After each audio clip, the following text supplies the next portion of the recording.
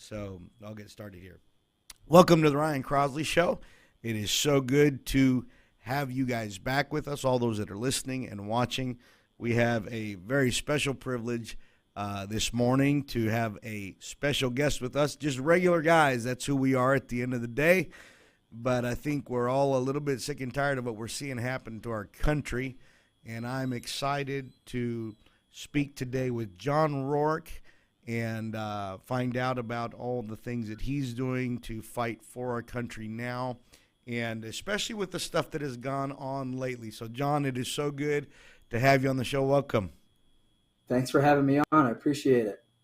Awesome. Well, first of all, some of our listeners might not know much about you. They should if they just open up their eyes, but they might not know much about you. Give us a brief bio, of your background and what you've been doing. So I'm married to Erica Rourke for 15 years. We have 4 beautiful children, Lola, Delilah, John, and Ford. And I'm retired from the Army. I joined the Army in 1996, joined as an infantryman. And I served in Bosnia and Macedonia in the 90s and in Operation Iraqi Freedom in the 2000s. And here I am. So I retired in 2015. And before I joined the Army, I used to work for a moving company called, back then it was called 50 Moving. It was owned by a Jupiter police officer. That's where I'm from, Jupiter, Florida. And so I used to work for him as a mover, just a regular guy, just trying to figure out what I want to do with my life. And I said, man, I don't know if I want to move boxes forever. So I decided to join the Army. And so as I retired in 2015, the owner still owns the moving company. He had changed it to which is now called Blue Line Moving, as in the thin blue line for police. He was still a police officer, and he was looking to retire. So he asked me if I wanted to buy the business. So we worked something out. I bought the business from him, and now I'm the owner of Blue Line Moving that I used to move boxes for, over 20 years ago. And part of what I do with my business is we're a purpose-driven brand, right? So serving my country, I'm a young man. I'm only 44. I feel like I still have a lot of serving to do. And I wanted to try and figure out, how I could best serve the American citizens in a civilian capacity, and as a small business owner, not just employing people and doing that, but just more so from a giving back and volunteering and that selfless service and continuing to do that for the country. So, years ago, President Trump was going back and forth with one of the congressmen from Baltimore about how Baltimore was rat infested and it needed to be cleaned up. And I just could not believe the images I was seeing, believing that this is a city in the United States that was this dirty and this bad. And it was really moved me to want to do something. So in 2019, I organized the first of one of many cleanups that I've done. We refer to it as the Great American Cleanup, Operation Baltimore. So we went up there in 2019 and we collected 26 tons of garbage off of 20 city blocks in the Easterwood district of Baltimore, really depressed and bad area of Baltimore. Just think about that, right? So 26 tons of garbage. Try to imagine how much that is. We're talking about that being just on the sidewalks and in the alleys, like 26 tons. It's unbelievable, right? So imagine if you went to San Francisco right now to do that, how many tons you would have. I mean, I would need much more than 3 days and much more than many, the guys that I brought with me, that's for sure. So, but while we're in Baltimore, within the first 15 minutes of our cleanup, 2 gentlemen overdose right on the sidewalk in front of us. They literally stopped breathing, no pulse. A lady runs out of her house with Narcan. So I never administered Narcan to anybody before. So we had 2, one a retired sheriff and one an active sheriff that was on his vacation days to come up and clean. They administered Narcan to these 2 gentlemen who literally overdosed right at our feet. And I just couldn't believe it. I said, you have Narcan? She goes, yeah, we have nonprofits to come around and pass it out to the people that live here because so many people overdose in Baltimore on the streets that we keep it by our front door because you never know when you're going to use it. And I just thought, man, this is where we're at, huh? Like, this is where we're at as a country where people are having to keep Narcan by their doors because people are dropping dead from fentanyl overdosing. And obviously, where that fentanyl is coming from. I think everybody at this point understands pretty clearly where that's coming from. It's coming across the border. And then the materials that are used to make fentanyl are being shipped from China to Right. Mexico, and the cartels are making the fentanyl in their warehouses and in their areas, and then shipping it across with illegal immigrants that are trying to cross the border from all over the world. And so I decided after that cleanup that obviously was very effective. I was very motivated by it, and I decided that I wanted to go to the border to start cleaning up.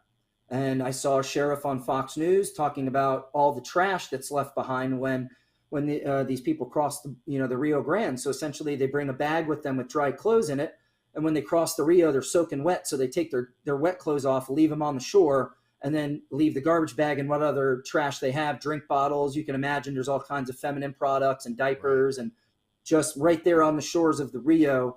And we're talking about like knee high in some areas that has literally been, from years and years of people dropping clothes in the same spot and never being picked up, that it's, you pull one back and there's another one, and it just keeps, and then the ground starts getting lower as you know what I'm saying, as you pull the trash up.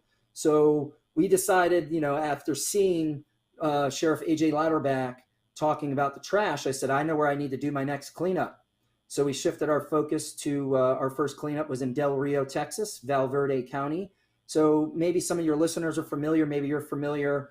About 2 years ago, there was about 20,000, 25,000 illegal immigrants, Haitians mostly, living under a bridge in Del Rio, Texas. Do you remember that? Right. That was on the news all over the place. And that's where isn't that where they had the fake picture of the border agent and that, that's how it all saying started. he was whipping somebody. That was right there at Del Rio. That's exact. So that's how that whole thing started. The Border Patrol's whipping, which is ridiculous, as if the Border Patrol actually has whips. Right. Like think about that. It was the like, long reins that they use on the horse. Of course. Yeah. Like, and if you've ever rode a horse or know anything about anything, you would understand that those are reins that people use on horses. Yeah. But to get back to Del Rio, so we did this cleanup in Del Rio, and we were underneath that bridge when there was just about 2,000 people living under the bridge.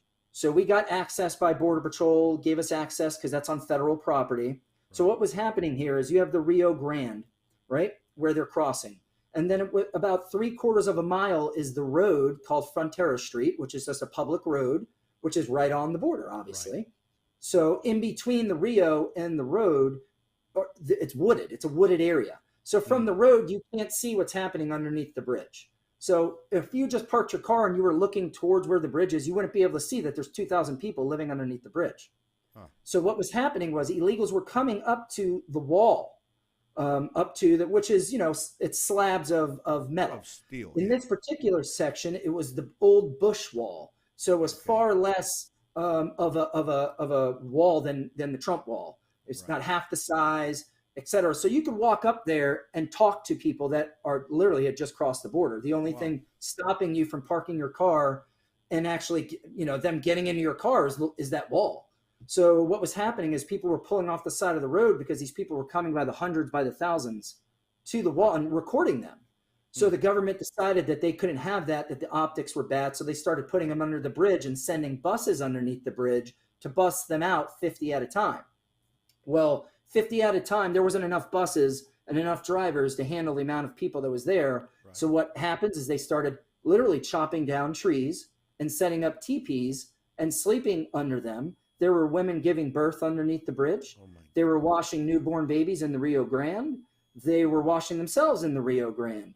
They were trapping small animals and cooking and eating them. There was little kids. Obviously, it's 107 degrees out, right. 105 degrees every day we were there, in sweltering heat. So I just happened to be cleaning underneath that bridge, and started recording it, and it went viral. And people started asking me on social media, "Where are you? Are you in Haiti? Are you in where are you right now?" I said, "I'm in the United States. I'm in Del Rio, Texas." Right. So people started sharing it. So next thing you know, Border Patrol asked us to leave. Says, "You guys, the cleanup's done. You got to go." So we're like, okay. That was about 3 o'clock. And if anyone knows anything about Texas, it doesn't get dark there until it seems like 9 o'clock at night. Right. So it's still, so it's still sunny there. And we're like, we can't just go back to the hotel. Let's go back to day one's cleanup site and see if it's already been trashed. So we go back to day one's cleanup site, and it had already been trashed. All the stuff we picked up, there was already clothes all over the place there. Wow. But who was there was some Fox News cameramen, and what they were doing is we're getting some drone footage of the Rio.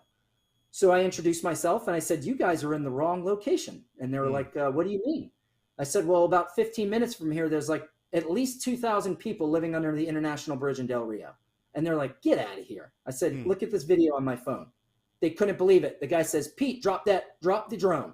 Drop it." They get in their car and they leave. And that's when the world saw breaking news, the drone flying over on Fox News. And it was like an international story. Right. Everyone was leading with this story. And then the FAA naturally declares that a no-fly zone. So Fox News has to drop their drone. And then, the government did, what the government does, create a no-fly zone. And then that's how that whole story took off. Really? Was because I just happened to be there doing a cleanup and showed the video to the drone guys. And the next, Bill Malusian they're right there on the scene reporting it. And then it was like it was a gigantic story. I mean, it got up to 25,000 people living underneath the bridge. Yeah, I remember when it got to the apex of that, there was that many people there. And of course, it was all over the news every day. And what an interesting thing. That's the backstory to it. Then you're the guy that kind of exposes that. Correct. Now, I think we met. In fact, I interviewed a guy named Glenn Parada. I think he might have been there with you in one of those cleanups, right? So, Glenn went to my second cleanup in Eagle Pass, Texas, where I saw, unfortunately saw a dead body on the shore. Found a dead body there. We witnessed thousands of people crossing. And Glenn, I don't speak much Spanish, un poquito, but Glenn, Glenn speaks fluent Spanish. He is from El Salvador, right? So he could speak to them. And, a lot of the questions we were asking them is, why are you coming here? And I think everyone knows the answer to that is to give themselves a better life. Right. So for the most part, the people that are coming here are just, you can't live off $30 a month in Venezuela. No, you can't. One gentleman I talked to had a special needs son, and he says, "I'm coming here for him. I can't get him what he needs. I can't make enough money. I'm a bricklayer, and I just, it's just not possible. So I decided that I need to come here to make money and support my family." Right. I get that. I pastor a Spanish church here. Actually, that's what I do. I'm a pastor of a local church here, and so our church is all Hispanic, and we've been got a lot of Venezuelans right now. It's insane how you can be a doctor in Venezuela and not even make $20 a month to try and live on. And so we get it. We understand it. Believe me, if there's anybody that gets it, it's me, because I pastor the whole gamut of all Central America, South America. And like you said, at the end of the day, the great majority are good people looking for a better life. But because the government has the stance that it has, and it's just like an open door policy, a good friend of ours, Nilsa Alvarez, she said it's modern day. It's really basically modern day slavery, because it really is. So many of those people, these stories are not being told. Nobody knows all of the human trafficking that's going on. I know when Glenn told us about Eagle Pass, and I'm sure you saw it there in Del Rio, the ugly, nasty side of it, where there was just evidence of abuse and just all kinds of, in the cleanup, the things where you could say, man, this just feels so wrong what's going on here. So the sad part is it's just an open door right now. And there's really nothing stopping it. And I saw the videos. I mean, you could literally take in bulldozers, pick all that stuff up, and you'd be doing that for days. And then you said you go back, and it's already back to what it was when you went to clean up. It is. And, and listen, if I was in their situation, I would want to bring my family with me as well. And you know what I mean? And try to give them a better life as fathers. That's, our job is to take care of our family and provide for them and try to uplift them and put them in a better situation than you were in. Right. So I understand that. I get it. Right. But there's got to be a way to do it legally. And I'm not sitting here trying to tell you I know what that answer is, but I know what it's not. And it's definitely not what we have going on right now, because what you don't hear of is the trek that they're taking through the Darien Gap. and these Right. and what's going on to these children and to these The women and I to think the these men who are statistics, forced. if I'm not wrong, I think the statistics are 1 out of every 3 women is raped on that Yeah, in that journey. I don't If know 100% if that's correct, that but that's what based I've off of my heard. experience, Yeah, that seems pretty close to accurate. it's You know what I mean? unbelievable. Because it really is, and it's disgusting, and it's the lowest of humanity. And then you also see some of the greatest of humanity too, with Right. people saving people, like border patrol agents and state police and National Guard. We've lost several National Guard soldiers on the border already in the last 2 years, jumping in to save people Right. and drowning themselves. So you know what I mean, sacrificing their life for something that doesn't need to be happening. This Right. doesn't. Those National Guard soldiers and those Texas DPS and those Border Patrol agents, they don't deserve to lose their lives for something that can be corrected, but the government refuses to Right. correct it. So that tells me that it's on purpose. Well, I can When you tell have you something. Mayorkas, they won't even call it a crisis. Right. He It's won't. on purpose. They won't even visit it to go look at it. I mean, how long did it take President Joe Biden to even get close? And Kamala Harris, forget about it. She's Correct. MIA. I think that one of the things, there's interesting perspectives, especially with somebody. I work very, very close with the Hispanic community, very close. And what's amazing to me to see is President Trump, and this is what I tried to explain to a lot of our parishioners here at the church. I said he was actually on the path to help everybody, but the problem is the media projects it. The left would hate it if we got the credit for doing something for Oh, immigration. of That would just course. chap their hide. So what? Because I went back to his campaign promises. I went back to the things that he had said, and his basic plan was, let's get the bad ones out, let's protect ourselves, and then let's figure out a way for people to be able to come here legally. And Oh wow. I mean, yeah, can you believe that? I mean, what a revolutionary concept. But holy. I that's mean, what he said, and then it was obvious that the Democrats didn't want that, because when he asked them for $5 billion for the wall, and he would make DACA law instead of just an executive order, they didn't want that. They want to keep nope. that carrot out in front of them, so they can make the empty promises. And it blows my mind how, if you look throughout history, those that have actually fought for these immigrants is the Republican Party. It's the conservatives that are actually trying to help them. In the other times, there's so much death and deportation and destruction, and it's almost like trying to re-educate people. But I think people, I will say this, John, I think people are waking up down here in Miami. It's changing, man. The tide's changing. The Latino voter is understanding that we represent God, family, church, work, which are their values mostly at their core. Correct. And so I hope that they're waking up, because we've got to see a change in this I mean, situation. I listen. I'm half Puerto Rican, half Irish, right? All And right. I just yeah. So I don't understand um, how Spanish families can look at the Democratic Party anymore and think Yeah. that's the party that wants to take care of me or wants to help me and my family Right. get a better life. I just at this point with what they're doing, if you are God and family and those are your top two, right? It's impossible to support the Democrats. Impossible.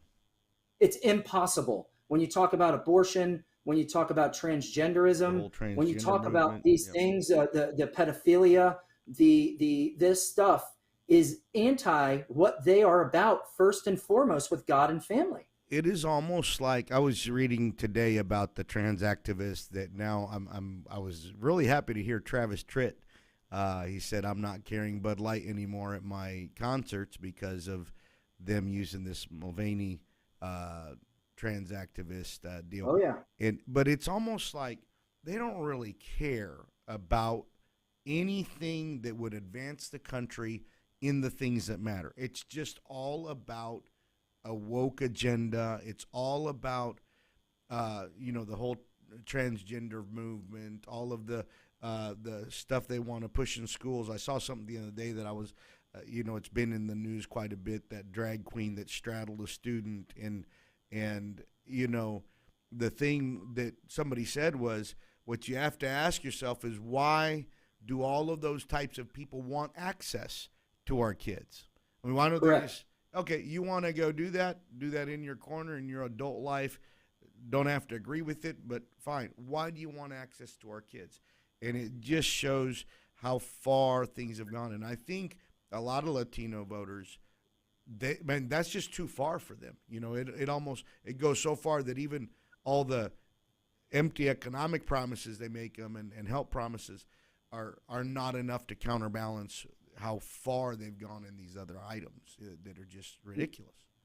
I mean, they even want to change Latino to Latinx. I mean, it's like, you know what I mean? Like, how could you be at a rally for Joe Biden? He comes out and then puts his phone out and plays Despacito, and you're in that crowd, and like you're he's thinking, not pandering to you. oh my! I mean, please, It's what are we doing? Like, it is it's insane. so clear. Like, he thinks that if he comes and plays Despacito on a microphone to a Spanish crowd, then he's good to go. Right. He secured the vote. He doesn't need to do another thing. Pack it up, boys. We're out of here. It's kind of like when he said, if you don't vote for me, you ain't black. Or when Hillary Clinton went to the African American church and started trying to speak in a Southern drawl that was not hers. It's just pure pandering. When she goes to an African American show, like an R&B show, and she has hot sauce in her purse, and she says she brings hot sauce. Like, what are you doing? Come on. Yeah. It's just so beyond pathetic. It really is. And people need to wake up. Yeah. Like, you know, it's just, come on. What are we doing? I wanted to ask you something because, I mean, you spent a lot of years in the military. We're talking, 14 years, was it? 15 and a half. 15 and a half years. So I think that when you've done like what I did not grow up in the United States. I grew up in Argentina, South America. I was 8 months old when my parents went down there as missionaries. So when you've been overseas, like I have now, I wasn't in over there doing the kinds of things that you did. You were fighting for our country and for freedom, but you get a world perspective. You get when you come back to the States, you face these kind of things where, I mean, you fought for our country, you fought for our freedom, you fought for protecting our values and morals that we have, and yet now you're back in you're not in the military anymore, but you are fighting for our country. Which fight is harder and why? It's kind of my question. I mean, it's this fight. I mean, please, it's like, picking up a gun and, and going outside the wire and knowing that at any second that could be it for you.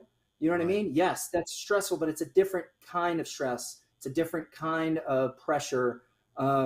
What they're trying to do is fundamentally change our country for the worse and completely collapse it to get our Constitution and bring our Constitution into shambles so they can rebuild it with a Constitution that they want.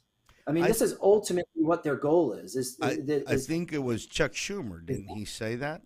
Chuck Schumer said that. He said we're going to fundamentally change America. Yeah, and Barack Obama said it, and it's been repeated over and over again. I mean, the Constitution that we have is not the Constitution that they want. And that's pretty obvious, right? Because at any chance they can, they try to strip away your freedoms that were given to you by God. And they've trampled they've trampled all over the Constitution. It's a piece of paper to them anymore. I was reading, and I want to get to this subject because I was excited about Trump's speech the other night after all this crazy stuff, the accusations and what Bragg is doing. But I read a book, you might have read it, it's called Dark Agenda by David Horowitz. And he brought out something that I thought was very interesting, and that was that the left has never really won its battles legislatively. They win them in the courts. If you look at Roe v. Wade, which thank God was overturned, but that never went through legislation. It was a court battle that then became law. If you look at the things that are going on with the LGBTQ stuff, the gay marriage stuff, the transgenderism, none of that's handled legislatively. It's all hijacked, if I can put it that way, and sent to a court. Yep. And so here we are now facing a third world country type of thing. I mean, America right now with what they're trying to do to President Trump is a third world country move. I know because I lived in a country where you went after your political opponents the way that they've gone after him. Now, you know the man. I mean, you've been close to him, I believe.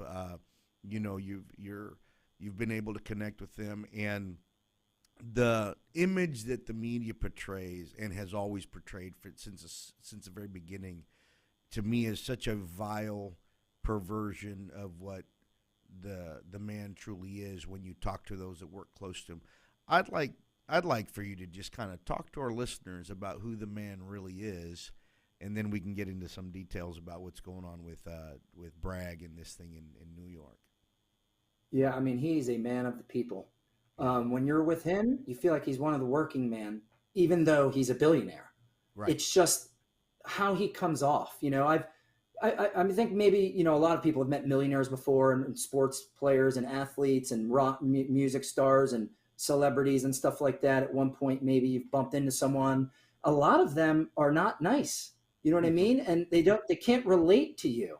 They don't want anything to do with you. They don't want to hear about what you have to say. They just want to go on with their life, right? Like, he is the complete opposite of that. He wants to know everything about you. He wants to know your story, genuinely cares about you, and wants to see you succeed, and wants to see Americans succeed. And it just pours out of him. He's one of these people that every time you see him and talk to him, it's like you just can't believe it, right? It's just, he just has this aura to him that is just like nothing I've ever seen. And it's because he cares so much about people and about this country. It just pours out of him. It seems like, I remember an interview he did years ago on Oprah, where she asked him if he would ever run for president, and he said he didn't really think so, but if it got bad enough, he would, because he loves this country. I see that. I have not been able to be close to him in the way you have, but I see that when he goes and does a speech, when he's in any event, I've been able to be in several events with him there. When he's remembering people or pointing people out, he genuinely knows them, is sincere. You can feel it. While Biden can't. I mean, Biden's greeting people that are dead, that aren't even alive anymore. It's people that are paralyzed and asking them to stand up. Oh my God! And he's in a wheelchair. Yeah, it just never ends, right? Like like the congressman who died, and he's like, "Where is she? Where is she?" And she's dead. She's in heaven. Yeah, it's unbelievable. I mean, what are you doing? So it is unbelievable. It is unbelievable. It's a national embarrassment. One point I wanted to make real quick about him and who he is a lot of us that are fathers, in a lot of cases, your children are a direct reflection of you and your wife, right? Of the parents, and what they become and how and the kind of people that they are is because of you and how you molded them, and then a lot of it as they get older, friends and stuff like that. But for the most part, they're a direct reflection of you. Take a look at the direct reflection of Joe Biden and his kids, and the direct reflection of Donald Trump and his kids. Wow. Should I say anything else? Yeah. Is there anything else that I need to say? Greater. No, and that's I had a guy one time say something I thought that was great. He said, "My wife is my greatest asset, and my kids are my greatest credibility." And that's the truth. Your kids are your greatest credibility, and you do. I think no matter what President Trump might have gone through personally, like every family does, the proof's in the pudding.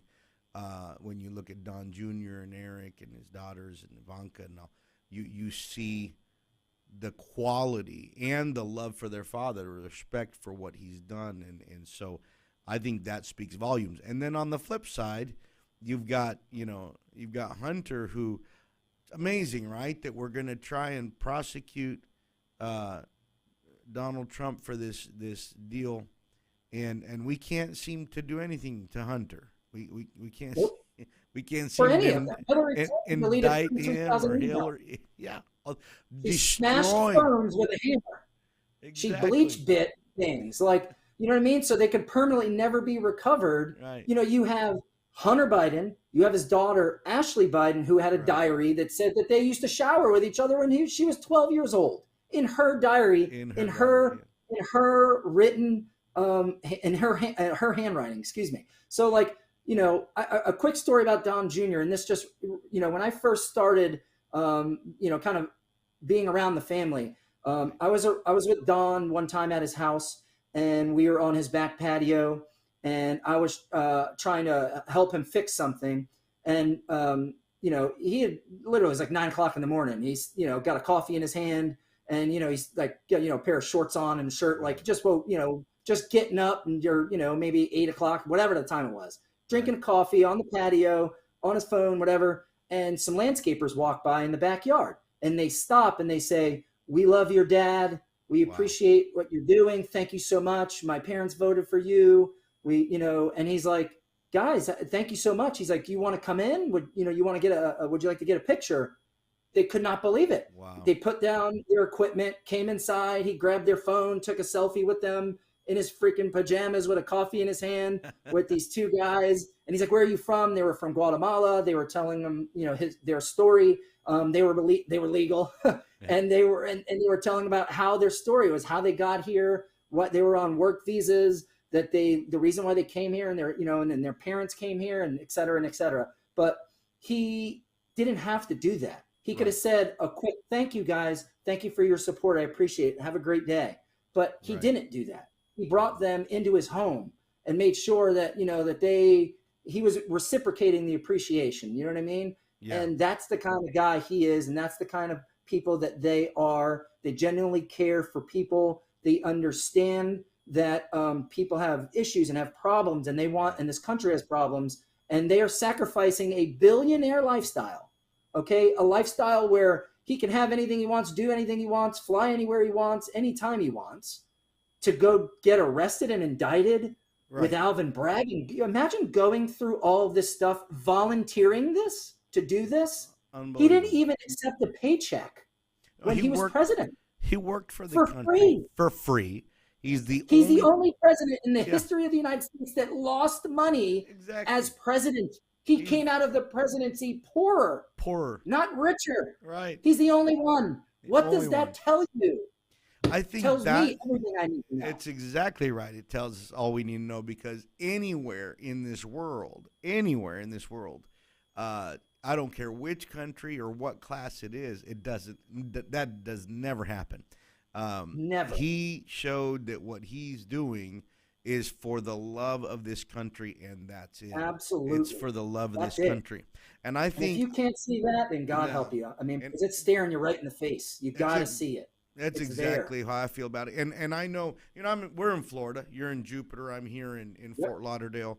And I'm going to, I'm probably going to be dangerous with what I'm going to say. I really still think, and this is why I think his polls are up with everything that's going on, it is so radical that you need a person that is unafraid of all of that and is not going to compromise in any way to try and reverse it. And I'm hoping now. What do you think? What do you feel about this whole issue with Bragg? How's this going to play out? Because in a way, the next time they're going to go to court is December 4th. I mean, of course it is. Exactly. That's timing, isn't it? So, and I know that from what I was reading, I think President Trump's lawyers also. They want to delay this a bit, I'm sure, to not to just to make sure everything's handled. But how do you see this playing out? Is this does this affect his chances? Does it help him? Right now, the polls, I think he's up 10 points as to what it was before. I think Elon Musk said if they do this, they've reelected him, which I hope that's 100%. True. So what's your gut feeling? How do you see it playing out? Well, I mean, they just basically exposed themselves for, who they really are. Obviously, you have even Democrats, even people from CNN saying that this is a huge stretch. And that's in their words that there's literally no one else that would bring this case. Mm-hmm. He's the only one. So obviously it's a persecution. When he campaigns to be the DA, and his campaign is all about getting Donald Trump and not worrying about the people of New York City and solving the crime where people are getting pushed in front of subway trains. There's a video that was out that showed a lady being raped on a subway platform in the middle of the day, and people are recording, not that. stopping it, not stopping it, recording it. Think about, that's where we're at, right? And this guy is worried about something that he couldn't even list the crime in the indictment. What is the crime? And when they asked him about it, he said that he didn't have to. The law requires that it doesn't have to be said. It doesn't have to be said. So then what are we actually doing? Right? So my opinion is that I think the case is going to get dismissed by the judge, even though he's a Trump-hating judge. I think that if he wants to continue to keep his judgeship and his credibility as a judge, there's no other thing for him to do but to dismiss this case. It's past the statute of limitations for the state. He can't prosecute a federal crime even if he wanted to. And there's no crime listed. So I don't understand. Well, even going back to 2010, even Stormy Daniels herself denied, just like President Trump denied. Michael Cohen. Michael Cohen said that there was nothing going on. She just had to pay $122,000 for defamation. The day that he's getting arraigned. The day that he's getting arraigned, she has to pay him $120,000. Pay him $122,000. Yeah. And here he is. But you know what? This is as bad as it is. Soros-backed deal. Oh, of course. I mean, this is what they're trying to do. They've realized that if they can gain control of the law, then they can take whoever they want down whenever they want. And I was excited. Same thing. I liked what President Trump said in his speech because it's how I feel about it. The bastions of our government that we have forever felt like, okay, we have polarizing views and all this kind of stuff, but you always felt like the FBI was okay. You always felt like the Department of Justice was the Department of Justice. You always felt like, okay, these guys are want what's best for our country and they're neutral and they're not going to be politicized. And then when President Trump said that on his speech, that, hey, we need to basically defund this stuff and you kind of have to restructure it from the bottom up. I'm in total agreement with that because we have seen those things weaponized. When they're sending FBI agents to go arrest parents because of a school board meeting, we've seen this stuff weaponized, and I hope that we can, get some of this stuff completely taken care of and restructured, and the fight is on like never before. I mean, it's pretty clear. It's kind of like I always say, my dad used to tell me this, whenever the government is selling something so hard, you should run the other way, right? Like COVID-19, the injection, right? Whether you believe in it or you don't believe in it, everyone now knows that it can't stop you from getting COVID-19, right? So the government is bringing in celebrities. They have local governments giving away free beer for a COVID shot, free marijuana for a COVID shot. Think about that. In places like Portland, they were giving away marijuana to get the shot. When the government is selling something so hard, that's when it's baloney, right? Like that. It's because if it worked, guess what? You wouldn't have to do sell it. It would sell itself. Period. End of story. Right. So when the government's trying so hard to do something, you should look at it and with a microscope, because usually something is going on. It's funny how we, the conspiracy theorists, are now the truth tellers. Yeah. I've been canceled. I've been canceled so many times and censored. We just got censored a couple weeks ago because I mentioned something about, I was reading off an article from the doctor that created the mRNA vaccine. And all I was doing was reading what was in that article. And I get a message, we got censored on YouTube. You can't even mention anything, even though there is more data coming out every day about that. So this is America though, right? Yeah. This is America where you're getting censored on YouTube, right? Like why do we continue to pay these people? Why do we continue as Americans to sign up for this stuff and we're just beating our own selves over the head? I understand people have to make money and you have followings on some of these things and they pay your bills, but at some point, right, we have to take a stand and say, we're not going to support these companies anymore. Right. That's why one of these great companies, Public Square, that just came out, you got to get on Public Square if you're a conservative. And, it's basically like if you need to get something dry clean, you go onto their app, type in dry cleaner. And if there's a conservative dry cleaner near you, it will pull it up and you can go give your money to them. That's what we need to start going to companies like Rumble and Right. start putting, the conservative YouTube, That's where you right. won't be censored and you can say what you want to say, and the way it's supposed to be in this country.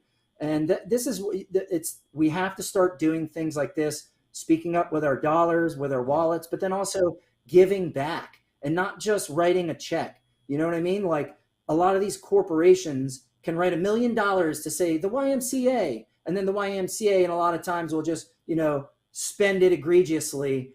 It's Right. like, they might be better off if you sent, employees and said, what can we do to clean up this city that this YMCA is in? And this is what people need. They need boots on the ground. Okay, these companies can sign checks all day, but at some point they need the manpower. They need the manpower that Coca-Cola possesses. They Right. need the manpower that Bank of America possesses. How many Starbucks locations are in New York City? I'll tell you, there's about 450. You imagine if one employee from all 450 Starbucks locations once a quarter went to the Bronx and picked up trash, how Right. much nicer the Bronx would be. But will they Right. do that? Absolutely not. They will never do that No. because they don't care about the community. They only care about the dollar. And this is where we're at. They complain about the environment. The environment, the environment. When I'm down on the border picking up trash, I don't see anyone else down there, No. ever.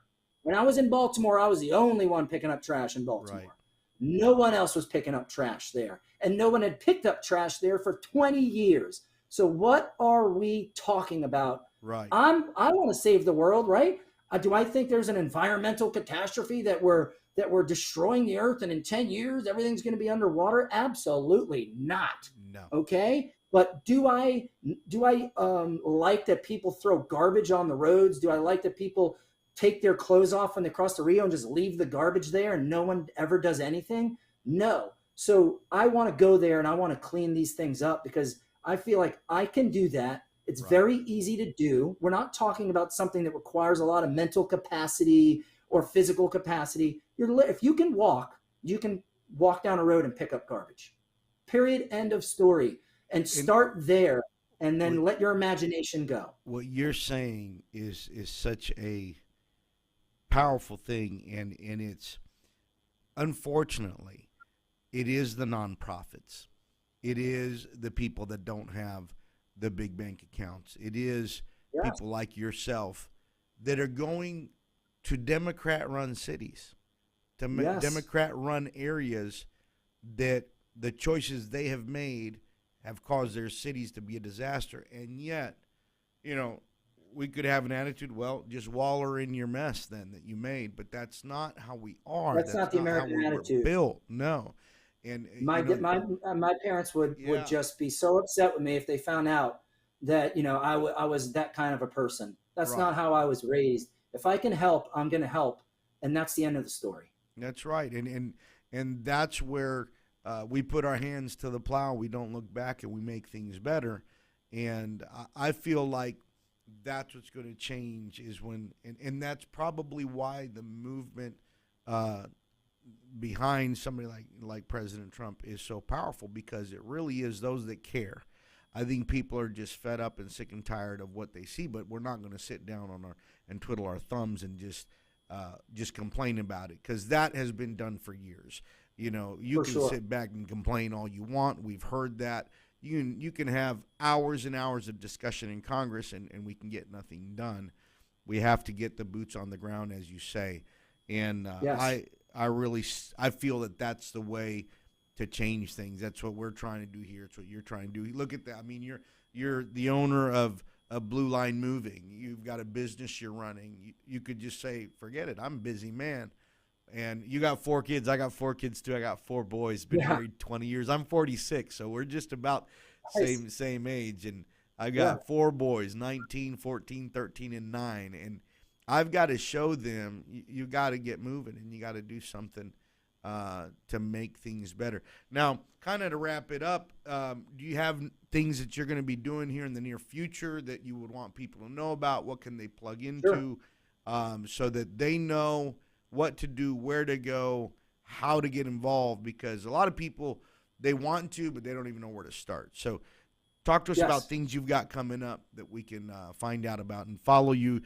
Everybody that's listening, follow John J. Rourke on Instagram, and that way you're going to see things that you post and what you're doing. But tell us what's coming up, and that Sure. way people can find out about it.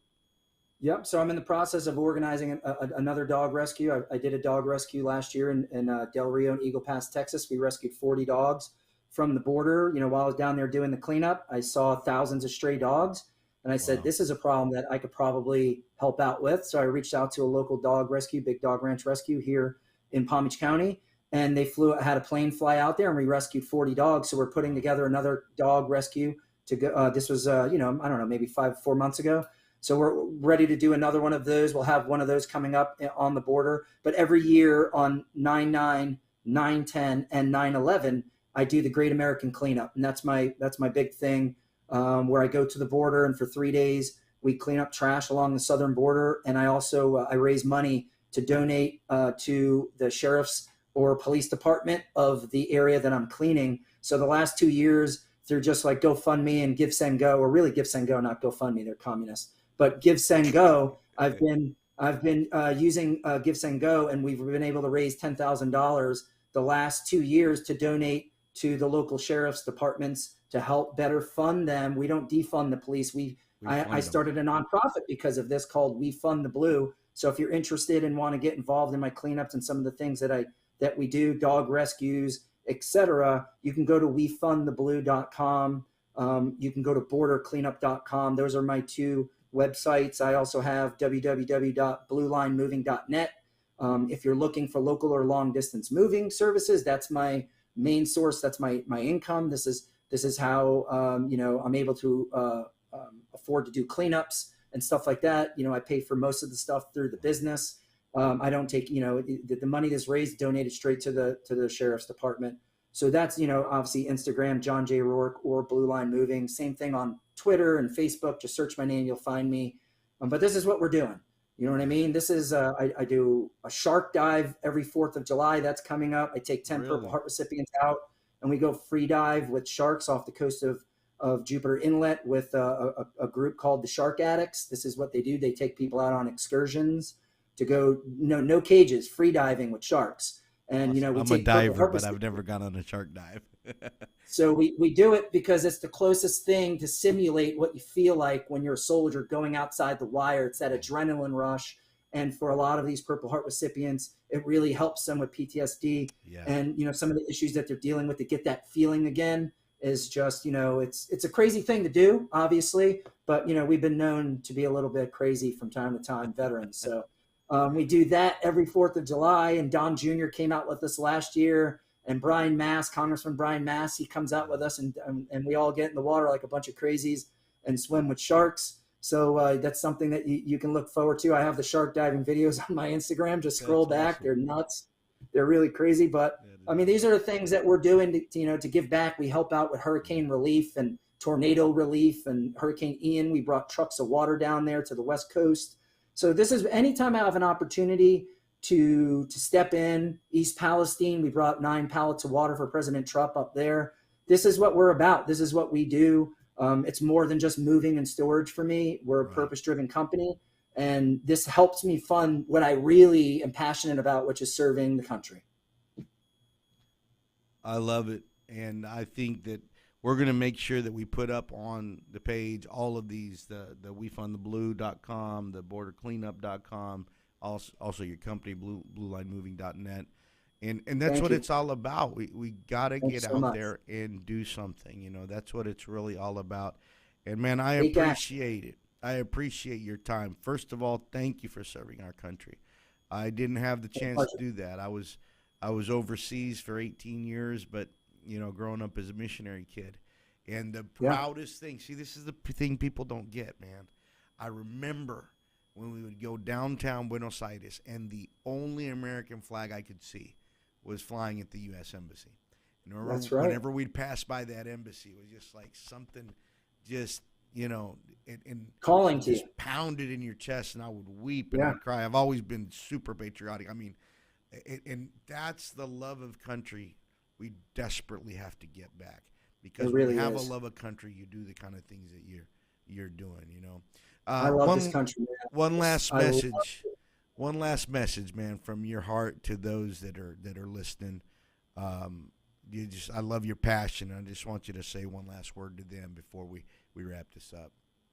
Stay in the fight, okay? Take action. Just because I'm a nobody, guys, I have a high school diploma. All right. I literally, I'm getting emotional because it means so much to me, this country, man. Yeah. It does. You got to fight. Who cares what anyone says? You take the fight to the people. And that's what you need to do. Take action. Don't just talk about it.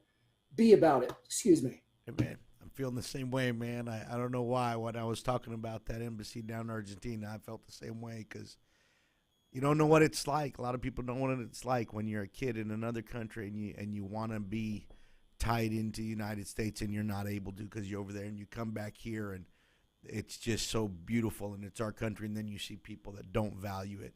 It just breaks your heart, but we got to fight for it. Thank you, John. I've seen so many kids like that overseas, just like you, in Iraq and in Bosnia, that just looking at me like, man, it's just, you see so many bad things and so many great things. You know what I mean? But we have to keep this country. We have to save this country. Vote for President Trump. Support President Trump. Don't be scared to scream from a mountaintop. Right. We need you to get out and vote and support this president. Yes, sir, we do. And I appreciate it so much, John. Thank you for coming on the show and taking your time out of your busy day and everything that you do. We'll be connected to everything that you're doing. When you said the dog rescue, if I tell my wife, she'll want to go. We got like 13 animals at the house, so I'll tell you, it's insane. That's great. And I appreciate it. God bless you and your family, and let's change this country. And I appreciate you being on the call, man. Have a great day. All right. God bless.